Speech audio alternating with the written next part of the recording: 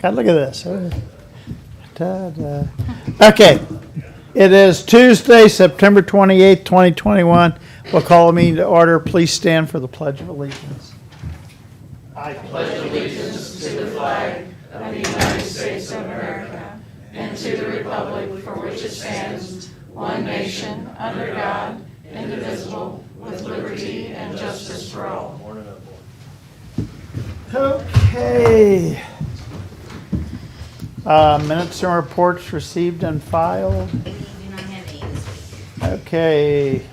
Commissioner Committee Liaison reports, upcoming meetings and events.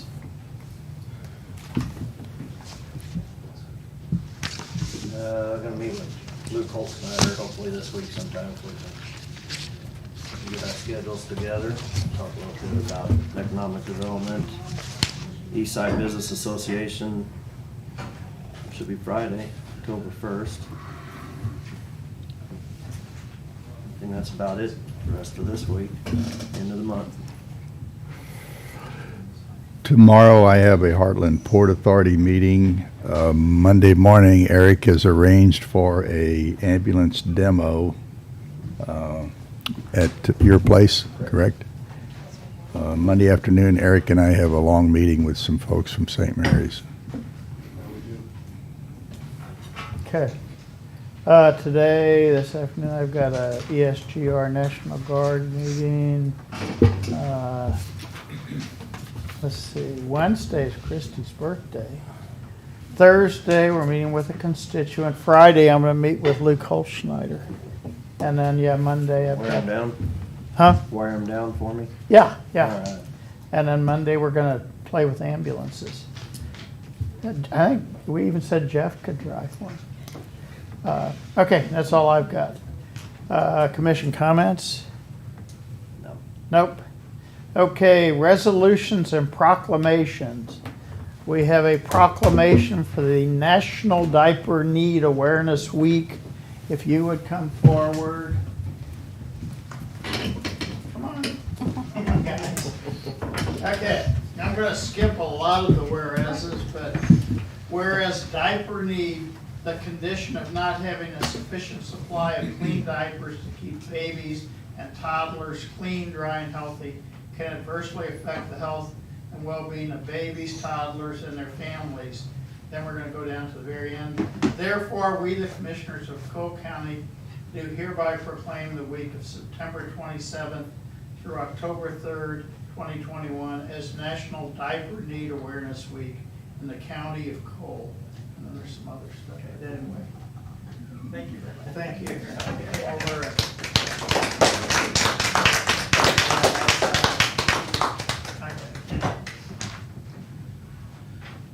Oh, wait a minute. Got issues. They're not letting me take pictures this weekend. Okay. Okay, thank you very much. Thank you.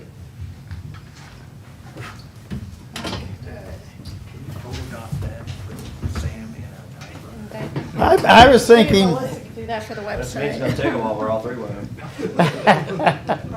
okay, bids and contracts. Unfinished business? What? It's not unfinished, but I've requested under new business. Are you Lisa or Virginia? Yes, Virginia. Virginia?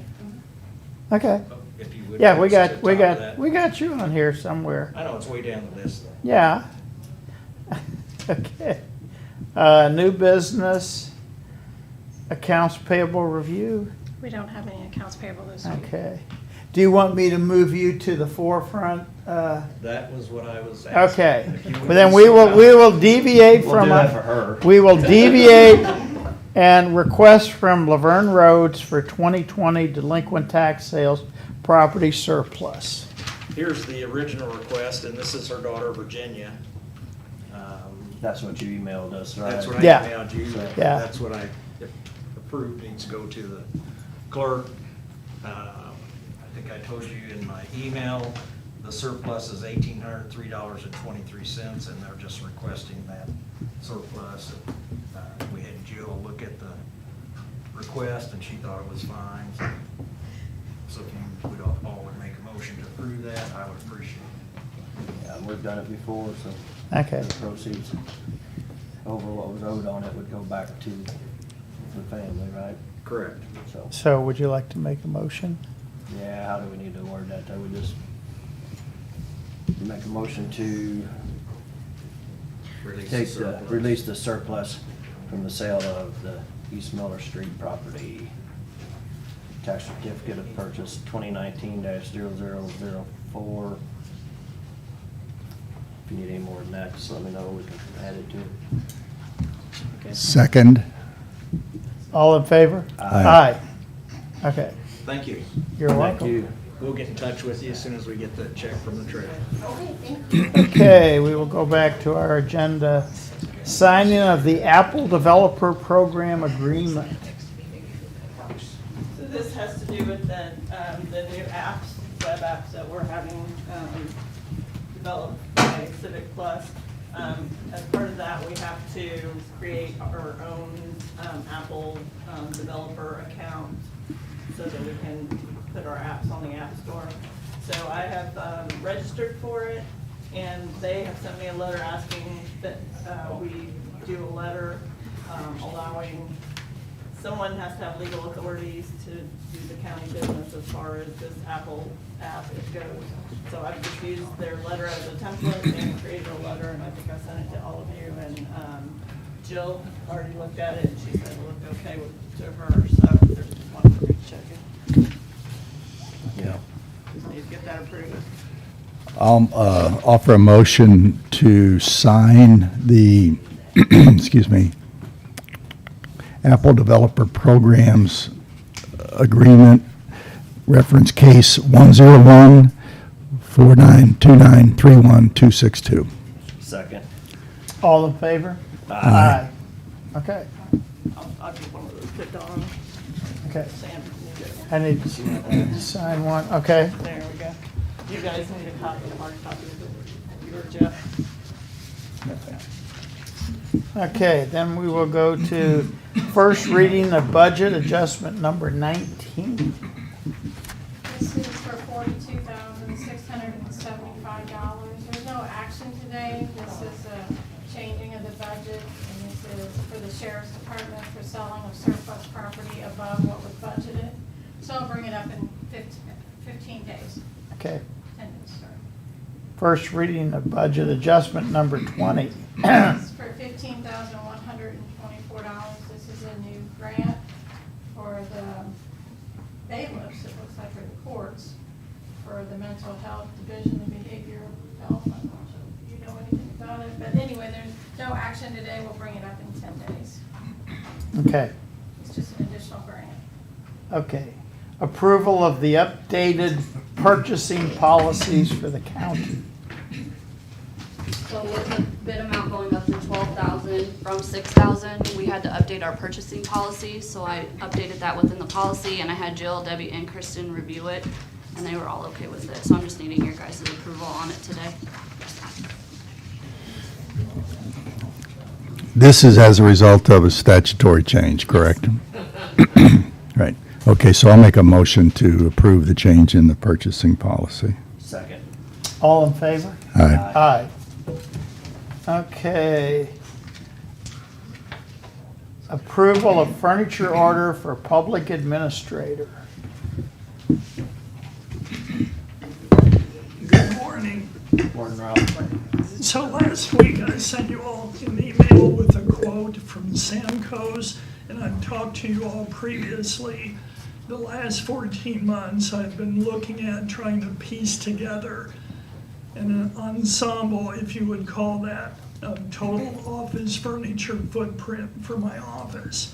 And the reason why I was doing that, I now have judges who come down for informal meetings to discuss probate matters. Just a while ago, I had a mother and an aunt come in, one of my clients. Both of them are handicapped, and I really didn't have any decent space, nor did I have any decent chairs to put them in. And so what I was looking at was trying to replace all of the workstations, all of the desks, all of the chairs, with functional, ergonomically correct, and efficient fixtures and furniture for my staff and myself. I would like to point out that to my knowledge, the public administrator never had new office furniture. And that's not an excuse, it's just a fact. But the fact is, I need to have a footprint of furniture that allows my work staff to work efficiently and to have ergonomically correct furniture. And I'll give you an example. In the email I sent you all last week, I sent pictures of some of our desks that are pieced together from surplus.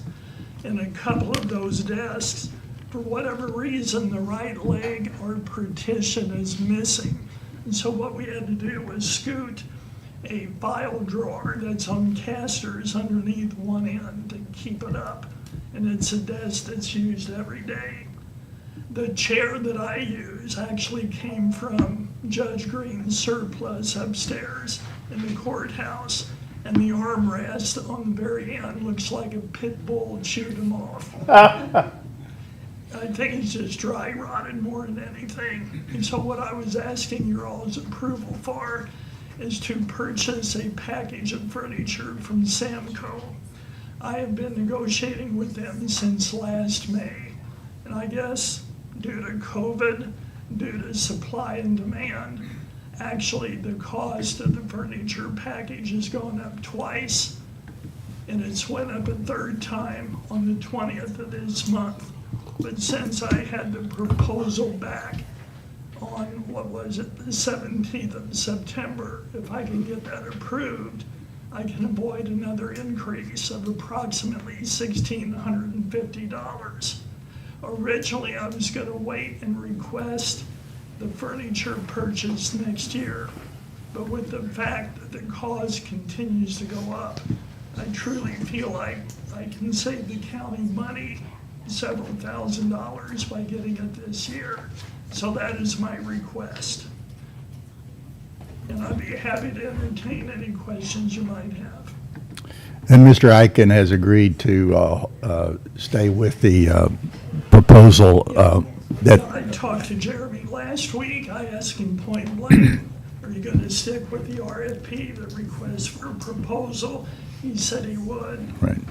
You know, if he could get it signed and back. I'm good with this. I think if we wait, we'll be looking for this $1,650 more, plus more, if we wait till the first of the year. I So, think it only makes sense. yeah. So we got money in either capital or contingency for it.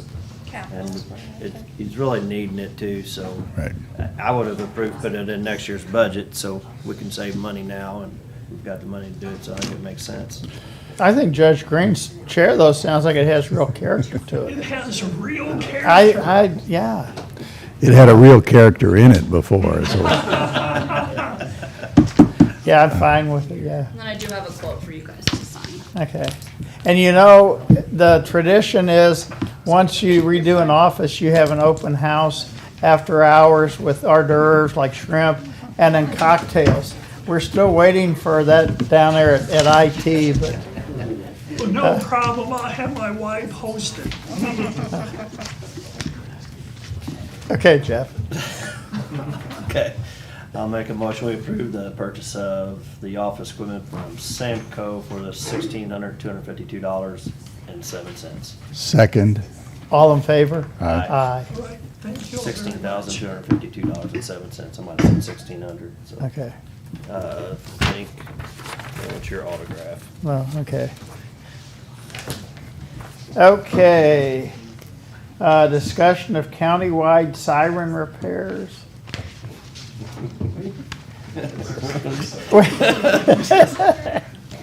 I still like my idea better, but Well, that's a good idea, I thought. Good Jepson. So, anyway, as you probably know, I've got this here, it's in the email, here's a copy of it. We do the maintenance twice a year on all the systems in the county. And this year, when they took a look at this, they found a new massive amount of woodpecker holes in two locations, actually. The biggest ones were South Country Club in Zion with 5 holes and Wardville North. So it's more or less do something now and try to reduce that, because I know, those was installed in 2012. And shortly within that first year, I think the city had to take a pole, remove the siren off the top, and cut the pole 4 foot off. It literally almost ate all the way through it. And that's happened several times. I don't know why now they're moving out in the county. I guess the city folks want to move out of the county and get on ours, so. But anyway, this is just a proposal, $2,540. And on the back page, it shows how they do it. It's called the poly water. And they actually go in and put that seal, like an epoxy, and fill that hole, and then put a wire mesh around it to try to keep them from coming back and doing more damage. Because once they start, they continue to go all the way through. And I think, as I mentioned, next year's budget, I'll work with Nick on that. It's time to start looking at our battery replacements. We did this 4 years ago, 5. So we'll take a look at that again and get some prices. And I'll work on that for the budget next year, unless it's, because they're still in good shape, but as they go down, 5 years is usually the life on them. Right now, they're still testing positive and good, so, it's something we'll look at a little bit later. But this right here, I believe it's a little bit more of a maintenance issue to try to keep these. But once if they go all the way through it, then you'll get a big wind, it's gonna break it off, so then we're gonna be a lot more money. I know you've had some issues with lightning strike, I understood this past year, but just part of the game. I would never believe this. Jeff, you need to put in, that's a big title. We have a woodpecker issue in Cole County. Well, it's the city too, but yeah, I don't see theirs. But I just, this is our maintenance on all Yeah. the ones the county owns. If it was a goose, we could just have sheriff take care of it. Well, yeah, he's probably got a Sorry, you walked up, so. Hey, I'll take care of it. Public Works takes animal control. Yeah. So anyway, I wanted to bring that before the commission, get approval before we further that on. I do think it's a maintenance issue. Try to prevent this from getting worse, hopefully. Because it's gonna cost a lot more money if you have to take that system all the way off the pole, cut the pole down, then you're looking at height. And originally when we did these systems, with the help of Melissa, we looked at the highest points in the county with the most population. That's a 60-foot pole with 10 foot in the ground, so it's 50 foot in the air, and you got a 9-foot siren system on top of it. Siren system, not siren. So anyway, it's up to the commission. I didn't know if there was anything budgeted for that, or. I don't think we probably budgeted anything Probably for not that, because I would not have, but I think it needs to I be think it's an addressed. important issue to address. I mean, just Yeah. they've been there, most of them, besides the last 2 new ones we put in, been there 9 years, so we've been pretty fortunate. I think the city had theirs in the first year, had Binder Lake out there. They had to take it down, It's amazing. which is very expensive. That come out contingency too then, or? It will, because it's a maintenance, I don't think we should take it through capital, so I will make a transfer here, give it to you, and then we'll pay it out Okay. out of contingency. Yeah, I agree with you. I think it's gonna be bigger problems if we don't do something to mitigate it, so. And then they're gonna wrap it, so it supposedly keeps. Yeah, it'd be wrapped with Woodpecker next water. from coming back and doing it again. Hopefully not. So, Hopefully what a not. deal. yeah. That's- Most of them got at least 1 in them, but these 2 here have 5, so that's pretty tough, pretty bad. Just take a motion to make this happen. Jeff, 12 of the 15 woodpecker holes are on the east side, so I think it's your motion to make. There you go. Flip. Time to get a shotgun. Maybe just a motion to approve this expense and. I'll make a motion to approve the contract with Outdoor Warning Consulting to do the repairs on the noted poles. Second. All in favor? Aye. Okay, thank you. Okay, Bill. thanks, Bill. Bill, you got an extra copy. Here, Can you give Debbie. Jeff one? Okay, signing of St. Louis County PDMP agreement. Okay, this is, we had that, I'm It's sure this renewal, will happen right? pretty Yeah. soon. we've had this agreement with St. Louis County for a prescription drug monitoring program, and now that the state has passed a statute allowing for that, we're just signing this agreement to continue on because St. Louis County is going to take the lead in figuring out how to do this for the state. Yep, I'm good I'm, with it. yeah, I'm fine with it. Yeah. Just saying that it's signed. Okay. A motion to sign the PDMP agreement with St. Louis County. Second. All in favor? Aye. Aye. So fill out all of this. Yeah, yeah, And see this down here? yeah. You're gonna fill all that out. Okay. Approval and signing of Cartograph Solutions purchase agreement. This will be a 2-year contract with Cartograph, our asset management software program.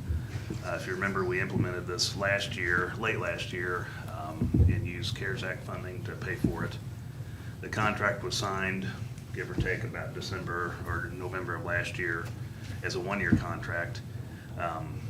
It'll be, this is a 2-term contract. I said it's a 2-year contract I mentioned in the description.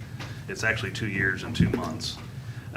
We will pay initially $5,125.17 now to get us into next year, and then it'll go on a calendar year basis, which will allow us to budget better and have the numbers there for the budget when we do that in August. So this will get us to the right term, or the right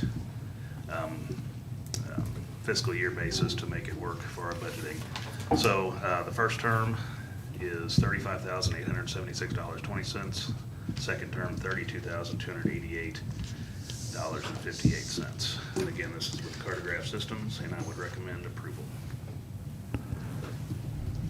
Any questions?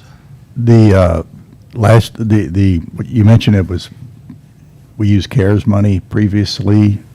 Kristen, does that kind of indicate ARPA money, rescue money can be used for this or not? No, we used CARES money for the initial purchase. This is the maintenance. And Okay. the maintenance was not included with the CARES funding. Yeah, this is, Okay. yeah, that's correct.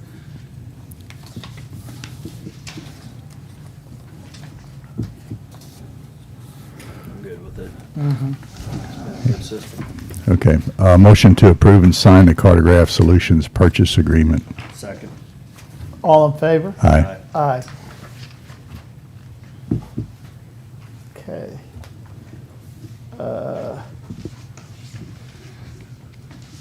Supplemental agreement, engineering services, Tanner Bridge Road improvements.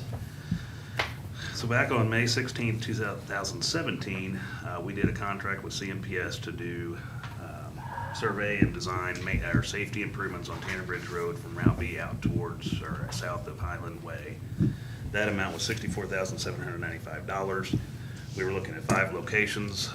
As we got into the project and selected our first location, which was Terra Road, location 2 on that stretch of roadway, that project took a lot more than anticipated for design work to get that to where it was ready to bid and construct. We completed that project in November 2019. Started on the second section, which is just south of Highland Way. There's been some accidents, even recent at that location. As we got into that and got into the design work, we basically exhausted all the funds we had in the original contract. To finish this project and to have plans ready to bid out, we need to do a supplemental agreement for the project for $11,055. And this would get us completed with phase 2 as we do phases 1. I'm sorry, this is section 5 on the 5-section project. We've done section 2 and section 5 now when we complete this one south of Highland Way. To do section 1, 2, and 3, we will just sign individual contracts with CMPS, project specific, not group them into a larger project going forward. But again, this is just to finish out the original contract with CMPS and this covers us to complete the last section 5 of the project, which is south of Highland Way. The amount again is $11,055, and I would recommend approval of the supplemental agreement. And the project is about ready to bid. We've got to finish some things, acquire the final pieces of right-of-way, and we would like to bid it by the end of the year or early next year, and it is budgeted for next year. Are there any questions? No, we had this agreement with Central Missouri Professional Services, and I know it's been a lot more entailed on the stuff out there. So where did more of the costs come from? The work on Terra or right south?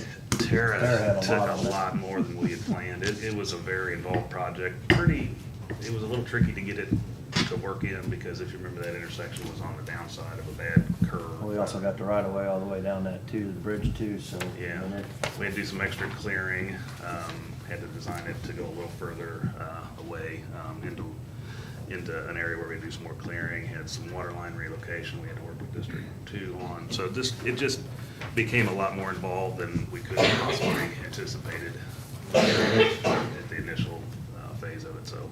But the one on that south of Highland Way, that was probably closer to what y'all figured. Roughly, yeah. By the time we got done with Terra, I think we had about 5,000 or 6,000 in the original contract. It just took a lot more. There's a lot of surveying that went into that too. And the next phases I don't think will be quite as bad. But the problem with it, if you're looking at it from the big picture, not really delving into too much into each section, sometimes you get into some things you just can't possibly anticipate when you're setting these up originally. So so far this has been successful. Doing Terra, that's been a big improvement. This one we're looking at now to bid for next year is going to be a big one as well. There was a recent accident there, and it's an odd curve and comes up on people that are just not anticipating it. So that'll fix that area, and then we've got 3 other spots that'll be safety minded, and actually one of them will get an area out of a floodplain that when the Morrill backs up enough, it'll landlock some people for an extended time. So Been there.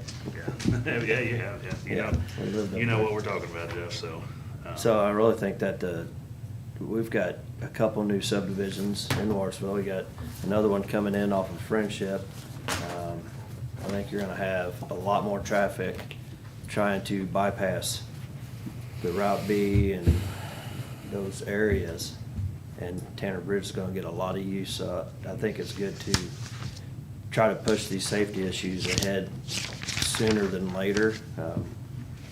And unfortunately, it's probably gonna be a sheriff issue after that, because they're gonna try to keep people from turning into a freeway on Tanner Bridge Road, so. But I think this here is part of the work, is what it is, and I'm good with it, so. As am I. So I'll make a motion, we approve the supplemental agreement for professional engineering services for Tanner Bridge Road safety improvements. Second. All in favor? Aye. Okay, presentation of draft Cole County Stormwater Ordinance. So I'd like to invite Christina Luber to come up and join me. I'll kind of go through the basics of where we're at on this, and Christina can fill in every spot that I missed and anything else she wants to add. If you recall, we're under contract with Luber Engineering to assist us with drafting our stormwater ordinance, as well as help us manage our stormwater plan. Now, we're required by the Department of Natural Resources to have it's called a municipal separate storm sewer system permit through them, that basically we manage stormwater as it happens throughout the county, as well as other things. And this is all part of the Clean Water Act, regulated by EPA, which in turn hands that down to DNR, which in turn hands it down to us. So there's several things that we got to do in regards to the permit, and it's a plan that we have to present. We go through the process of updating that, and they approve it. It's kind of an ongoing process. The actual ordinance side of it is something we've been working on for a while. a lot longer than what we wanted to or should have, but it's something that we have been working on. And it's, DNR's been asking us, or kind of telling us we probably need to get this approved. So we've kind of hit it really hard this summer, actually more earlier this spring, with the idea that it had to be done by this year, preferably this fall. And we're trying to work through a few items to get it to where we're comfortable with everything, as well as interested parties, stakeholders and whatnot, as they look at it too, they can be comfortable with it. It does affect new development in the county. It affects redevelopment. It affects illicit discharges, which could be hazardous waste, sanitary sewer, raw sewage, other contaminants getting into creeks in the certain area that is defined in our plan and our ordinance. Now, the area affected is the urbanized areas of the county, and this is defined by the U.S. Census. That's updated every 10 years. I haven't got anything on the recent one. It's running behind because the 2020 census was held up because of COVID, so we haven't gotten an update on the metropolitan statistical area yet. Yeah, that boundary does change every 10 years. Now, it would be a little delayed. What we're proposing is this boundary, and in the packet I sent you, it included a map. We're proposing that our ordinance actually include a half-mile buffer around the boundary. And the reason is a lot of areas that are just outside the boundary do come into the areas that we have to regulate, as well as new developments as they're happening. They're hitting these areas, and just to be consistent with everybody and everything happening, we felt that it was best if we had this buffer. And that's something we had looked at a while back and just kept on with that idea. We're still working on some components of the ordinance, mostly related to ongoing maintenance requirements and the enforcement section. Enforcement is the penalties if people don't abide by it, stop work orders, things like that. Enforcement that we can do if we need to, if we run into issues. We've presented this to engineering companies in town that do developments, talked to a couple developers, talked to the HBA, ran it through them, and I'm trying to think, or talked to the city as well. Jefferson City, they have to have an ordinance, and they do, and it encompasses the whole city limits. Now, with counties, it's just the urbanized area, and so it's kind of hit and miss for us, and most counties as well. Now, some counties, they do the whole county, like Boone County. Boone County does it countywide. They just decided it was a good practice, so they enforce it all throughout the county. So the main items we look at is stormwater runoff, quantity, dumping water into the creeks that impacts people downstream, either through erosion or just too much water and flooding issues. And also stormwater quality, filtering out some the water as it comes off the streets. It brings contaminants, oil and whatever, salt from snowplow operations and other things, and it filters out some of that, so it addresses the quality side of it. And then I mentioned the illicit discharge. We also, in this ordinance, have to, keep people from dumping contaminants and sewage and whatever else into the streams. Now, we have been doing these things kind of just through policy. We do inspections for illicit discharges. We do require stormwater quantity control through detention storage on new developments, and it's part of our planning and subdivision regulations. That's already in there, and it's policy, and we're doing it. We just have to have this ordinance, actually official and adopted by the county, and which gives us a mechanism to regulate it if we need to. I think in almost all situations, we'll be able to work through this through developers, contractors, property owners, in whatever situation it is, and just, work through it and make sure everything goes like it should. But it just makes it official and something that if we have to, we can go in and require somebody to do something if they fail to or refuse to. So you said Boone County does it countywide. Is there a reason why we're not just doing it countywide? If you look at the document, it's 40-some pages long. Yeah. It's probably a little too much for us to want to get into right now. Boone County, probably a little more. I think there's a couple of reasons Boone County decided to do it that way. One, generally, they're a little more, Progressive. that, I was trying to look for the right word, they're liberal.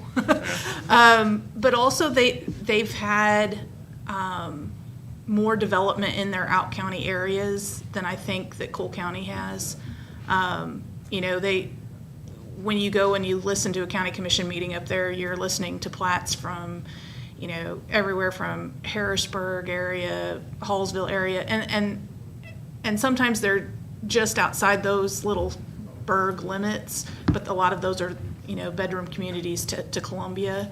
So I think they, you know, and the out-county areas closer to Ashland, I think they get more development more across the county than and actually I wrote the Boone County Ordinance back in 2007, 8, somewhere in there. So I was really involved with their commission as we went through that process, and they just felt like it was important to manage stormwater across the county, even in the more rural areas. Does the 0.5 mile, is it enough? In other words, will we run into a situation as we wanted something fixed or altered or changed, but it's just outside the 0.5 and it's still contributing to the downstream problem? I think so, and the reason why I say that is we kind of went into this initially, we just wanted to do the urbanized areas only.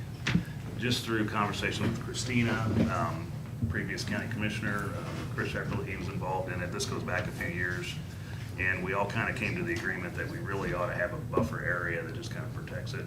A half mile was kind of a good, medium ground there. We didn't want to go too far out because then you're getting really, something that doesn't really impact that area that's really urbanized. Right. On top of that, though, again, I said in our planning and subdivision regulations, we require this anyway. Right. This just takes it a little step further with the ordinance side of it. Yeah. Well, and keep in mind that in the subdivision regulations, it only applies to subdivisions, where this will apply to any development. So if I already have a legal lot and I want to build, let's say, a self-storage facility, I don't have to go through the subdivision regulations to develop that site. I don't have to do stormwater management, and yet I might be creating a lot of impervious area that would increase stormwater runoff. So this code will address some of the things where the subdivision code just doesn't quite meet the need. And one of the, for lack of a better term, enforcement mechanisms that we've had has been the ability to not accept your infrastructure for maintenance. But if I'm just developing a site, that's not a hammer that I have in my tool bag because there is no public infrastructure involved. So this is to address both when a subdivision is going in and we're looking at the stormwater conveyance and runoff and management and detention and treatment as required under the MS4 permit, but it's also going to address it off of things that are not going through the subdivision process. So it covers it a little more comprehensively than anything we've had in the past. And I mean, I think the half mile buffer is going to cover most situations. Could it be a mile? Sure, but I don't know that it's going to make a big difference one way or the other. That would be up to the commission to decide. I think the half mile was I felt like it needed to be at least a little beyond where the urbanized area is, because that's where you already have development. You already have stormwater issues. What we want to do is work for those areas as they develop adjacent to that and make sure that we're not exacerbating an existing problem. Right. Eric, you and I have talked about an area west that is already an issue, and maybe we'll ask Kristen if we can spend some ARPA money for stormwater. We think that's doable at this point. My understanding is that it would be. Right. Yeah. Okay. We just need a number from you all of what you want that number to be. Next week, we will present kind of the results of what we found with the June and July flooding, stormwater issues, or storm issues we had this year. And in that, we'll discuss some of these things that Harry alluded to as far as stormwater, flooding mitigation, things like that, so. Right. This and that are two separate things, but they do mesh a bit. They do mesh Right. up, yes. Okay. What we want is an ordinance that'll prevent those problems in the future for any new developments and any redevelopments. If anything gets torn down and done something different with it, they would have to meet at least a certain amount of, correcting the sins of the past.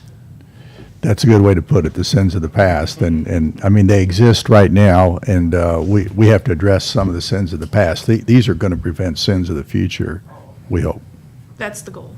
Yeah. And it's also, I think some of the things reflect requirements that are already in place, but that we have to have under our permit, have to have an enforcement mechanism for. For instance, under the construction site runoff control, which is like erosion control and pollutants on construction sites, those are already things everybody has to do under their state land disturbance permit, which they still have to get. However, because of the MS4 permit, we're required to enforce those things, and we can't enforce state laws. We have to have our own laws that we're enforcing. So all we're doing is mimicking what the state already requires, but giving us enforcement power to it. Illicit discharge is another one that I think is kind of a no-brainer. I think everybody understands that you shouldn't put things that are not stormwater in your stormwater system, and yet we catch people washing out paint and concrete wash and all kinds of things into our ditches and our pipes and our inlets, and we just need an enforcement mechanism that says if you do this, it's not okay, and we can make you clean it up. So I think some of it's kind of really straightforward. I think the design standards when it comes to quantity are fairly rule of thumb for engineers. The quality is where there's a lot of debate, and we really didn't want to write our own stormwater manual like I have done for some other communities. We wanted to reference standard documents from APWA and Kansas City's MARC. Mid-America Regional Council wrote a BMP manual for stormwater quality. And we've tried to reference those documents. Unfortunately, some of those take things a little bit too far, so we're going to have to write maybe kind of an exception document where we're not adopting it wholesale, but we're saying we want you to use these design guidelines, but not necessarily to this level. So we're still kind of working that out with some of our stakeholders, and that's probably the next task on hand is to get that exception document written.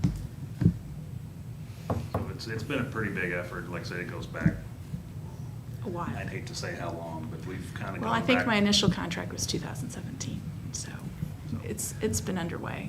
Yeah, and it's time to get it done, and we've really pushed hard this year to do that, and I think we're very close. We just need to get over the hill and then complete a few things. The maintenance agreement side of it, as we set up these detention basins and things like that, who's going to take care of them? There's a lot of, developer doesn't want to have this forever. However, somebody has to take care of it. I don't know that the county needs to be responsible for all these. So that's something we're trying to work out, a good way to do that. Does that go to a homeowners association? Does it tie to the actual property owner that sits on? And for reference, and just because I work a lot in Boone County, for reference, they actually put it all on the developer, and then the developer can transfer that to like a homeowners association. It is a recorded document, so it runs with the land, and it transfers to each of the owners of the land that BMP serves. So, for instance, I just did a subdivision in Columbia. We had a detention and bioretention basin for the detention and treatment of the water. There is a deed restriction against every single lot in that subdivision, so it shows up on their title work, which is where at least they know, in theory, they should know that it's there and that they have this responsibility. There's always a little debate as to whether people read their title work, but, you know, and then it's the county's job to go out and do an annual inspection to make sure that those are being maintained. But it's not necessarily required that they, that the county do the maintenance. So that's a little bit of a policy decision, because it's, as more development happens, as more of these BMPs get built, you're taking on, if you agree to do some of the maintenance, that's a cost. That's gonna be an ongoing thing. The biggest cost or biggest time factor involved with that would be mowing these or brush hogging them. That's the main thing. Sometimes you get into where you gotta clean out, maybe some of the pipes get full of some silt or whatever, which That in theory, I happens. guess it's gonna happen, you know, you wanna capture this, at least until they get fully vegetated. So it's a maintenance burden that could be placed on us if we get too many of these going long-term, but it's something that we're still trying to figure out what's gonna work best for us, so. Well, and you get into the bioretention where there's certain plant material that has to be managed, and you don't really want to get into that. So that still is, we're still working on that. I'd say the bulk of this is done and complete, reviewed.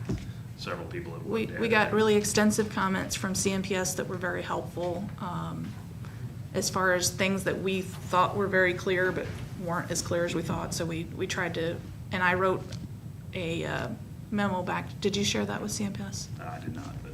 Okay.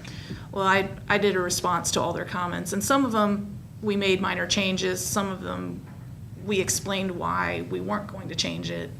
And so, yeah, we've been working with our stakeholders to try to make sure this was as acceptable as possible. So this, we just wanted to get this in front of you, you know, on record that we're working on it, maybe to satisfy a little bit what DNR might be looking at us for, but. DNR was wanting this done before now. But we're hopeful that we can get something in final approval stage here shortly. So we're close. Very close. Yeah. I mean, I wouldn't care if you approved it right now, but I'm sure there's some stakeholders that would disagree. So, any further questions about, I would say we'll probably do, I don't know if there's a certain way we gotta do it in DNR's eyes, but probably we'll do another public hearing similar to what we got next week on the Tanner Bridge thing, just to get it for public comment, put a news release out that we're gonna have this, and probably, you know, within a month or two at least, maybe sooner. As soon as we can As get soon through as some possible. final things on the maintenance agreement side of things and the enforcement side, then we'll be good to go, so. Yes, and legal has looked at this, and I don't know if we got a lot of feedback on that yet, but we haven't just been kind of out here doing it on our own either, so Yeah. that was. So these are areas defined by the US Census. So then, does it change until they redo the census in 10 years? Because a lot can happen in 10 years, and I'm looking, so inside the incorporated areas, I'm kind of surprised there's not some around Wardsville, possibly Taos even, that could be So you're deemed as, looking at this document here, yeah. The green area is that's the The urbanized cen- area, the- right? the- yeah, the Yes. census urbanized area, and that will change, I suspect, once the new census data comes out. But it has to do with population density. So it's looking for, and I forget, I think it's like so many thousand people per square mile. 1,000 per square Is it mile. 1,000 per square mile? And so while there's been development out on that eastern side, I don't know if it's been as dense as what would trigger these requirements. But yes, the green area will I think my change. concern is it's coming. Oh, yes. So in the next 2 years, we're still gonna have to wait 10 years. We're actually on the one that I'm kind of talking about on Friendship, Mhm. just kind of per policy. I think they're doing it Mhm. to mitigate any problems. They're putting in some detention basins and stuff. Yeah. So It's- they're trying to take care of any problems that may arise, but they don't have to at this point. Well, yes, they do with the detention side of things because it's in our planning and subdivision regulations. They would just not be under this ordinance. They wouldn't have to abide by all this, and we wouldn't have all the regulation, or the enforcement side of it. But they still have to provide detention storage to mimic the pre-site development. And that's required of all new developments. So we, Okay. that yeah, makes sense. we're kind of covered, but not to the extent that this would cover us. But we're able to just policy and just, we work with developers day in and day out on things, and that one in particular, we're working with them, and that'll all be fine. But like I said, you know, as the census But gets- on that one, they're not required to do treatment. On that one, they're not required to do an ongoing maintenance agreement. You know, there's things that this ordinance will take it to that next level, and meet the MS4 permit requirements. And it's likely that the Wardsville area will hit that threshold, and we may see green pockets around that too in the next census. Or It's when hard we to, get that information. it's hard to say. Yeah. Until we get the census data, there's no way to know for sure. And what we'll have to do when that happens every 10 years, or whenever this one happens, we'll just do an addendum to the ordinance with a new map. So it shouldn't be that hard to update, but this is a 10-year gap that, yes, we are probably gonna miss some things. That's where the buffer kind of helps, because you're kind of catching those areas that you know are gonna come in possibly in that 10-year time period. Right. I hear what Jeff is saying, that we've got a snapshot in time, but we also knew if we had a bit of a crystal ball, we're going to see that what's going to change in a few years versus 10 years. And we just have to live with those things. Back to the maintenance and ongoing costs. In theory, after this is all settled and we've all decided what to do, a homeowner who buys a home and reads the fine print sees that every home in that area shows that there's this stormwater retention basin that it's the responsibility of the homeowners to maintain. And in projecting forward, they don't do it, and the county says it's not done, we'll do it for you.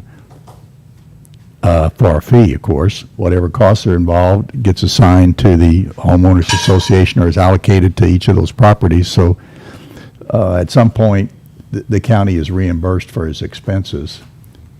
In theory, as someone sells a house, just project it 20 years to the future, and for 10 years they haven't been doing this. It's part of why you want it to run with the land. Right, exactly. Right. So when that land transfers, there is a built-up unpaid maintenance that is going to come out of closing whenever that happens. Or Correct. right, it's just like an unpaid tax. So Real estate. when I wrote this ordinance, or years ago, and when I was working for the city, I wrote their stormwater ordinance. And I looked around and said, what ordinances are being effectively enforced? And one of the ones that was very effectively enforced was our weed ordinance. So I went around and I said, okay, they declare it a nuisance, we cut the grass, we tax bill the property, and at some point that gets reimbursed. And so I used that same mechanism within the city's ordinance to declare the lack of maintenance of a BMP a nuisance that could be abated through that same process. The nuisance process isn't quite as straightforward for the county, but yet that's exactly how it would end up happening. But you're right, it takes time and effort to get that done. We hope that we can do a lot of things through, cooperation and say, look, this is your responsibility. And there's been some existing developments where this has been an issue, and Eric has worked to say, okay, we'll take on this little piece over here if you'll take on that piece over there. And I think that and the way that the ordinance is written, he can still do that if he needs to. But that's, again, something that has to a little bit be a policy decision, because it's resources that are being used. So So, like the incorporated areas, Wardsville, I'm gonna keep using them as an example, are they urbanized? Wardsville does not fall under the MS4 program at this time. They don't have to do this currently. St. Martin's does, and they're one. And I'm their MS4 manager, and they're very unhappy that they fall under the program, but it has to do with the population density and where that urbanized area was drawn takes in part of St. Martin's, so they have to do it. I'm probably getting too far down in the weeds, but I'm just curious about that. If part of Wardsville was urbanized, then why wouldn't we try to encapsulate the half mile outside of the incorporated area to include in this, which would capture some of the areas that are coming up and that could be a problem in the future, so. Yeah, That would if they be don't meet that absolutely threshold. something that is up to your discretion. This map was just something that we had to start somewhere with. This is kind of the bare minimum plus just a tiny bit. If you want to say, you want to have a half-mile buffer around Taos and Wardsville and add that in addition to that on this map, I would absolutely understand the reasoning behind it. Like I said, this map was a place to start. The green is the absolute you have to do it. The yellow is we think it's wise to do it. Adding any additional, I can totally understand why you want it to be around the Wardsville area, given the amount of growth that has happened there. I think your recommendations are good. I don't really have a problem with them. I think what we're seeing now is stuff that we're paying for prior sins, like you mentioned a while ago, and a lot of these places that we could have mitigated those problems. I don't want to make it harder for places to be developed, but then if we're going to have to come back and pay to fix it later on, it makes no sense. It's like we don't take over gravel roads anymore. You know, they got to be up to county standards before we take them, so I kind of think we maybe need to look at that, maybe approach, still do a soft approach where we're not putting some kind of too big restrictions on them and not promoting development in them areas. We really made an effort to try to make the ordinance fairly consistent with the city because we didn't want, we don't want to make it attractive for people to go outside of these areas, both the city and the county regulated area. You want development to happen where your infrastructure already is. That makes the most sense. But, we didn't want it to be this fight between, well, the city doesn't make us do that or the county doesn't make us do that. We tried to keep some things very consistent. And in fact, there was some language about 100-year overflow systems that the city is looking at adopting because when they read it in mine, they liked it. So they're talking about changing theirs to match ours.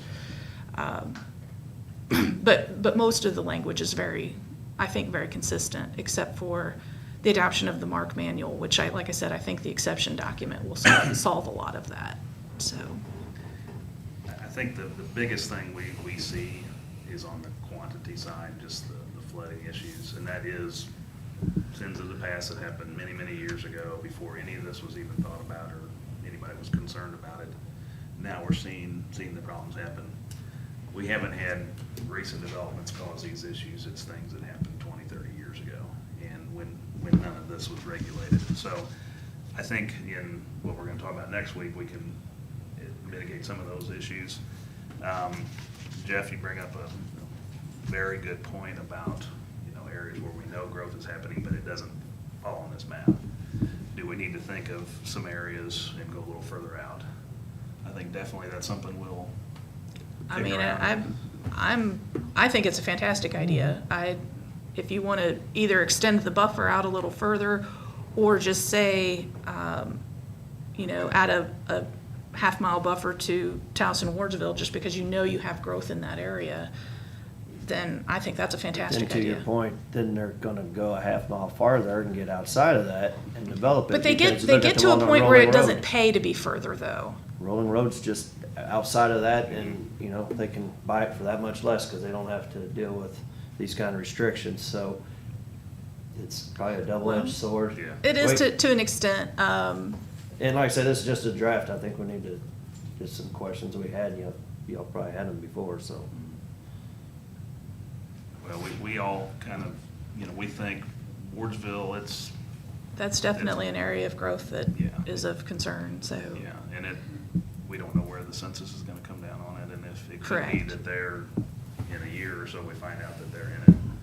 And then we probably need to look, and some of these areas may show up. So what if they do everything you tell them to do, they get the development done, and it's, they're in the creeks, but their houses are up, we're not gonna get flooded, but everybody puts brush in the creek, okay, not everybody, but the other people out there, they're brushing the creek, they trim up their yard, they throw it in the creek. That will be an illicit discharge that We we. got your kids' little plastic Tyco play table or whatever out there, so then we get this nice little flood, a torrential downpour or whatever, and it comes down, and they got these 8-foot culverts that should handle anything.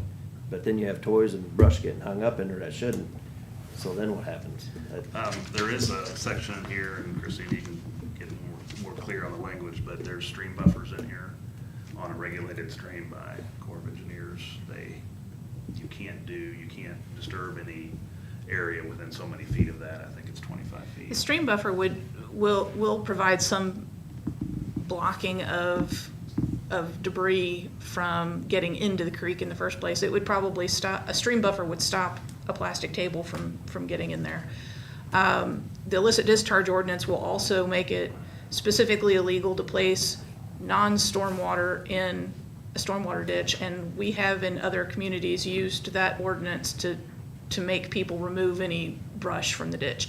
Some of that also goes back to our public education program. So we're doing a lot more outreach and education, which we're required to do under the permit, but anywhere where we're finding where there's been a lot of brush dumping, we're trying to do education as well to explain to people that that brush becomes a flooding hazard. It becomes a water quality hazard because as it breaks down, it takes the oxygen from the water, and it's not. Some people think it's erosion control, and it actually smothers the vegetation that actually works as erosion control.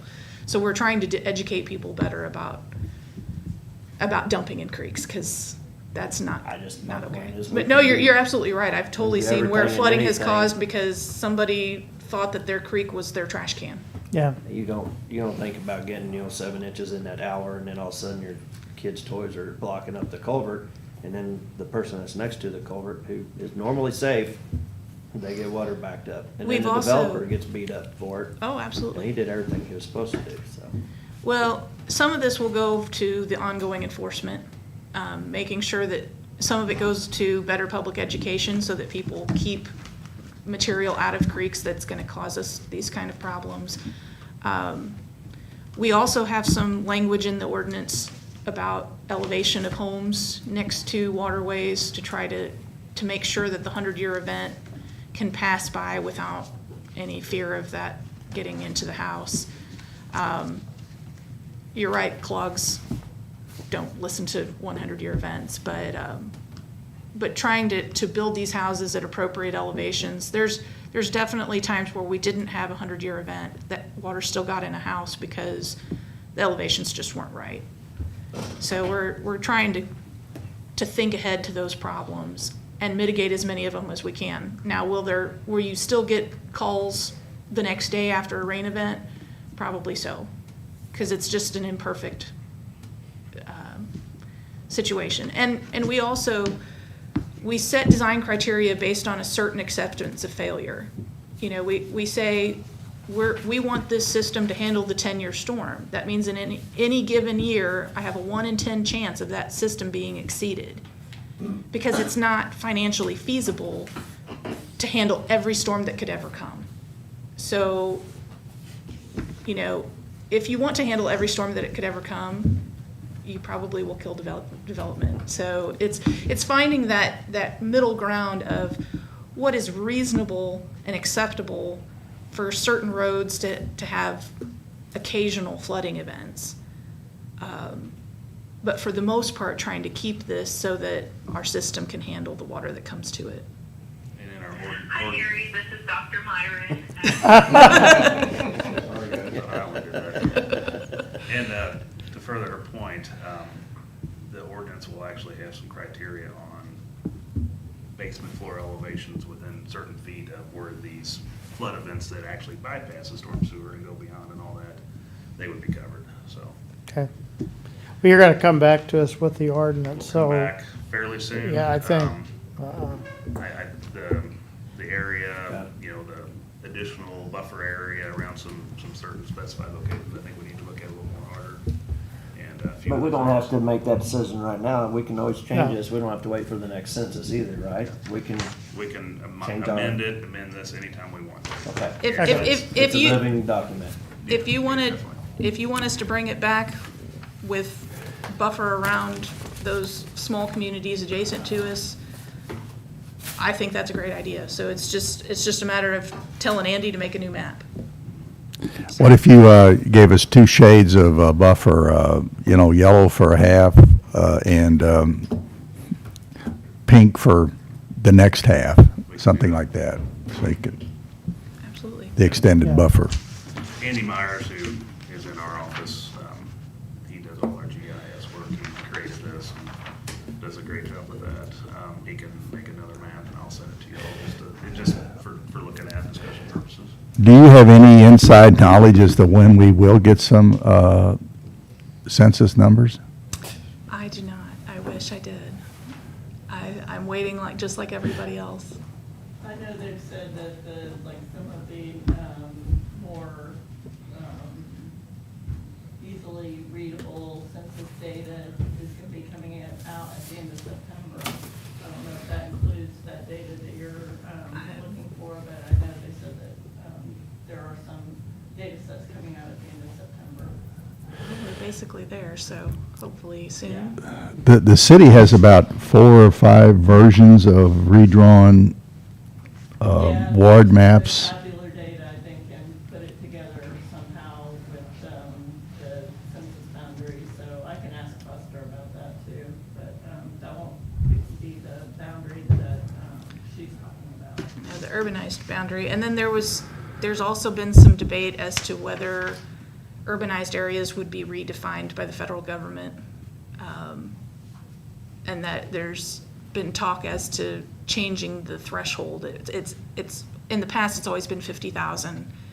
I've read some articles that could change, but at this point, we're going with the information that we have, which is, this is what we have to do. So I think we can conclude everything. Good Yep. discussion. Appreciate Christina working with us on this. The whole, The MS4 everything- program. Everything about the MS4 program and the requirements is a lot for us to handle. We just don't have the staff or time to do it ourselves, so Christina is a good way. Having her on board with us has been a big help. And you see a public hearing in the near future on this issue, right? yeah. Okay. I would like to see a public hearing within the next 30 to 45 days, because DNR is going to be knocking at our door pretty soon, because they wanted this done before the new permit, which starts October 1st. So they're going to be pushing to have it finalized. Okay. So it'll come soon. Okay. Perfect. Thank you, guys. Thank It's you. a lot of work on some fun stuff. Fun. Okay. I think Thank it's the 8th ordinance I've written. A little practice then. I've had some practice, and I learned some lessons, so. There you go. Okay. Do we have anything else to come before us? Brian's got over Brian? Brian right now. Brian, no? All right, he's not here. Oh, We got the Missouri Association of Counties designation of delegates to MAC's annual conference. We have 10, yeah. delegates, so I guess put the commissioners on there and find out what other elected officials are going, and then add them to it. Okay. I think Larry and Kristen, Just should email out to everybody, or we can even send it out. Yeah. Then we got the invitation, I forgot to mention this on the earlier stuff. That's on for the the grand 10th. opening at American Legion Post 5, October 10th. 10th. At 1 o'clock is the dedication, and it's from 1 to 5. I think they have ribbon cutting that Saturday or something there too. Thought I saw that come through from the chamber, so. That's all I got, thank you. Ryan, I have some old business. some old business? Yeah. Okay. So I was asked to get an updated quote for Cisco Webex licensing. Yes. So our Lumen rep did provide that to me. I had Jill review the contract, and she had a couple of things he looked at, but I think we've got those things taken care of. So the amount for 10 licenses annually will be, well, monthly, it'll be $141.50. So you can do the math on that. But so I would ask that we go ahead and get this signed and get the licenses ordered so we can host Cisco Webex meetings. Yes, I think, So that's for 1 year? Yes, $141.50 times, you do the math, 12. I didn't go through and figure out the annual amount, Times but 12 times 10? Or just No. times 12? just times 12. Okay, so Yeah. that's for all 10. so there's no other. Yeah, it's a little over $1,400 a year. It's just, it's a monthly, there's no hookup charge or anything? or- No. 16,000 or 1,680, something like that. But Yeah. yeah, that's what I was thinking it was 10 times that, times 12, so. Mm-mm. No, Okay. no, pretty reasonable. And then we can just end it after a year if we're Yeah. done with these fun meetings. Yeah. The only thing is that, so this is for VoIP. So when you have the meeting online, that's all VoIP, right? It's all voice over IP. If we do call in and stuff, there is like a penny a minute a charge or something like that, but it's pretty negligible. Will we track the usage and then know, I mean, if we look, we go 6 months, 9 months down the road and see how we're using it and then decide probably then whether to renew it or not, right? Is there Yeah. a tracking? Well, I didn't ask that in particular, but I'm sure there is a way we can track and see how much is being used. I mean, Okay. I would think that would be pretty standard. Okay. Yep. So if we're not using it that much, then next year we can go down to 2 of them. I don't see it ever going completely away. I think these are a thing of the future. And, Agreed. you know, we don't have other offices at home, and you're gonna have meetings in front of your computer or your phone, heck, parked in the driveway somewhere using somebody's Wi-Fi in McDonald's. So, Well, these are secure, so I think that's, yeah, as Yes, far as you know. $16.98 annually is what you're looking at. okay. I was off by $18. You know, you're way ahead of me on it.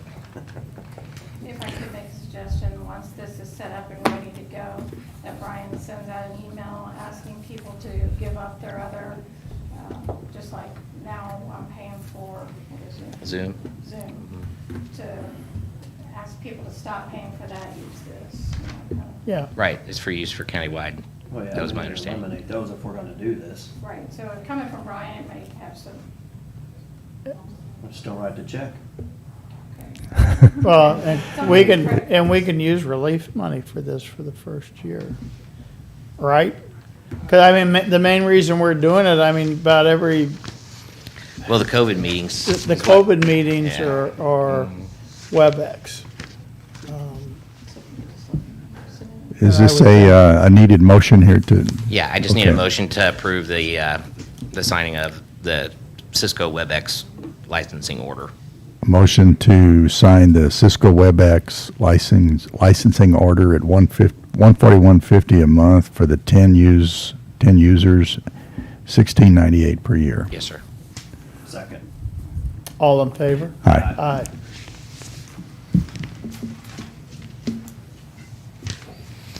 Way to go, OGO.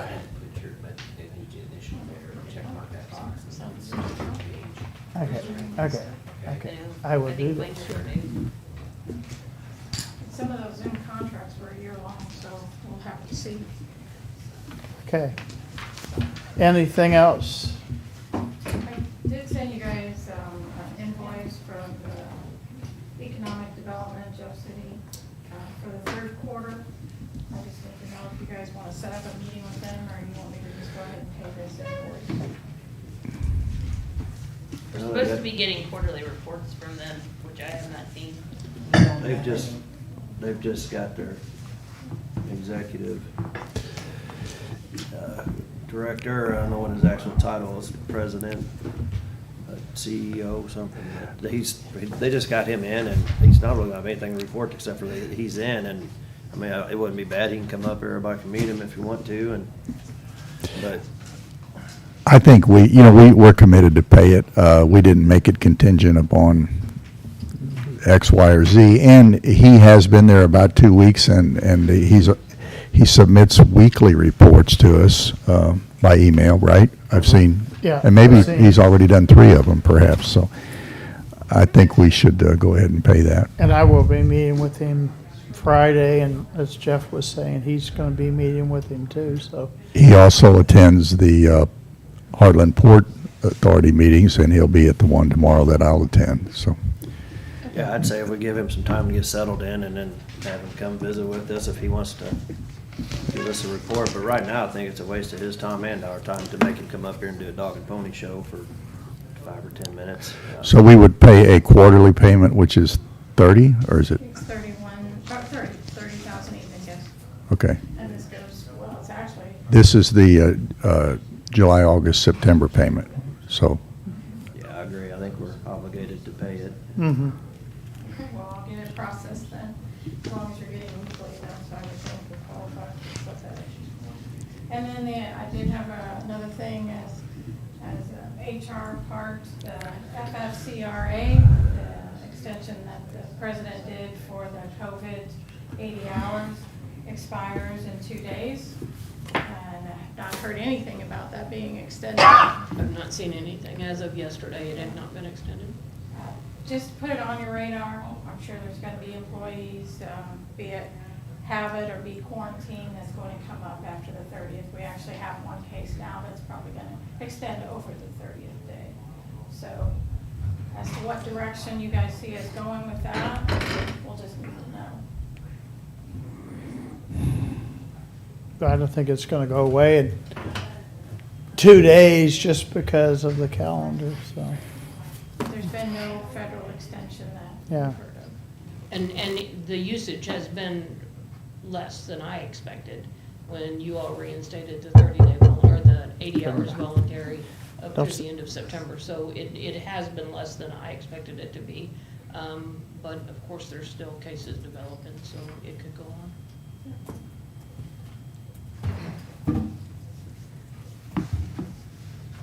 okay, anything else? Motion to stand in recess until 4:30. Second. All in favor? Aye. Aye.